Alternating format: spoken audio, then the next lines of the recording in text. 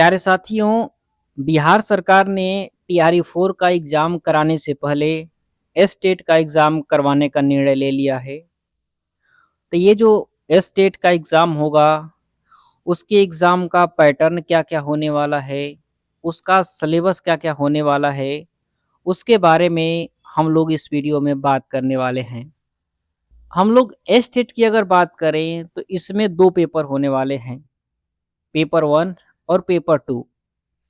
Paper 1 जो है वो उन विद्यार्थियों को देना होगा जो कक्षा 9वीं और 10वीं के विद्यार्थियों को पढ़ाना चाहते हैं। मतलब कि जो लोग टीजीटी का टीचर बनना चाहते हैं उनको पेपर 1 देना होगा और जो लोग 11वीं और 12वीं के विद्यार्थियों को पढ़ाना चाहते हैं, मतलब कि जो लोग पीजीटी का टीचर बनना चाहते हैं, उन लोगों को पेपर 2 क्वालीफाई करना होगा। अगर हम लोग एग्ज़ाम पैटर्न की बात करें, तो ये जो दोनों पेपर होंगे पेपर 1 और पेपर 2, इन दोनों का एग्ज़ाम का पैटर्न डिट्टो सेम है। इसमें आपको कोई भी अंतर देखने को नहीं मिलेगा। इसमें अंतर सिर्फ़ और सिर्फ़ एग्ज़ाम के लेवल का है।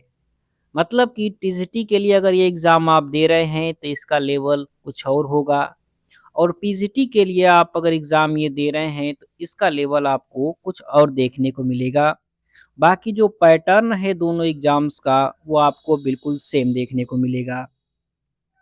अगर हम लोग पैटर्न की बात करें, तो इस एग्ज़ाम में आपको आपसे कुल 150 क्वेश्चंस पूछे जाएँगे और इस 150 क्वेश्चन के लिए 150 नंबर भी निर्धारित किए गए हैं। और इन 150 क्वेश्चंस को सॉल्व करने के लिए आपको 2.5 घंटे का टाइम दिया जाएगा और इसमें कोई भी माइनस मार्किंग नहीं होगी और इसमें से सिर्फ़ और सिर्फ़ आपको 75 नंबर पाने होंगे।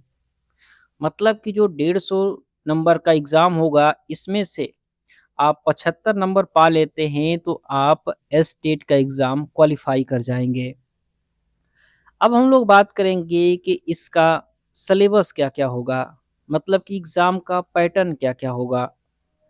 तो ये जो एस-टेट का एग्ज़ाम होगा, इसके 2 यूनिट्स होंगे, मतलब कि जो 150 क्वेश्चंस होंगे, ये 2 भागों में बँटे होंगे, यूनिट 1 और यूनिट 2 के नाम से। जो यूनिट 1 है, इसमें सब्जेक्ट स्पेशल क्वेश्चंस पूछे जाएँगे, अर्थात जो भी सब्जेक्ट आप पढ़ाने की इच्छा रखते हैं टीजीटी या पीजीटी में, उस सब्जेक्ट से आपसे 100 क्वेश्चंस यूनिट 1 में पूछे जाएँगे और इस 100 क्वेश्चन के लिए कुल 100 नंबर निर्धारित किए गए हैं। ये जो सब्जेक्ट स्पेशल सिलेबस हैं, वो हर एक सब्जेक्ट के लिए अलग-अलग सिलेबस हैं। आप चाहे हिंदी के दें, उसके अलग होंगे, इंग्लिश के दें, अलग होंगे, साइंस के दें, अलग होंगे, सोशल साइंस के दें, अलग होंगे। तो इन सारे सिलेबस को जानने के लिए आपको अलग से वीडियो देखनी पड़ेगी इस चैनल पे जाकर के या फिर आप उसका पीडीएफ देखना चाहते हैं तो उसका लिंक आपको डिस्क्रिप्शन बॉक्स में दिया गया है। वहाँ से आप अपने सब्जेक्ट के अकॉर्डिंग जाकर के सिलेबस को वहाँ से देख सकते हैं। अब हम लोग बात करते हैं यूनिट 2 की। जो यूनिट 2 है, इस यहाँ से आपसे कुल 50 क्वेश्चंस पूछे जाएँगे और फिर से वही 50 क्वेश्चंस के लिए आपको 50 नंबर यहाँ पर निर्धारित किए गए हैं। लेकिन ये जो यूनिट 2 होगा, इसमें आपसे कुल 4 सब्जेक्टों से यहाँ पर क्वेश्चंस पूछे जाएँगे। बेसिकली कहा जाए तो 4 सब्जेक्ट नहीं बल्कि ये 4 भाग हैं, जिसमें कि बहुत सारे सब्जेक्ट समाहित होंगे आपसे। इसमें सबसे ज़्यादा क्वेश्चन जो है ना, वो आपको आर्ट ऑफ टीचिंग से देखने को मिलेगा। मतलब कि जो 50 नंबर के क्वेश्चंस यूनिट 2 में पूछे जाएँगे, इसमें से 30 क्वेश्चन जो हैं, वो तो सिर्फ़ और सिर्फ़ आर्ट ऑफ टीचिंग से आपको देखने को मिलेंगे। जिसमें कि कुल 12 टॉपिक्स हैं और बड़े ही आसान-आसान से टॉपिक्स हैं और ये पेपर 1 और पेपर 2 दोनों में ही देखने को मिलेंगे। तो इसको 12 टॉपिक्स हैं, इसको आप 15 से 20 दिन में कवर कर जाओगे और बड़े ही आसानी से इसमें से 30 नंबर में से हाँ, 23, 24, 25 के आस-पास नंबर इसमें से ला सकते हैं बड़े ही आसानी से।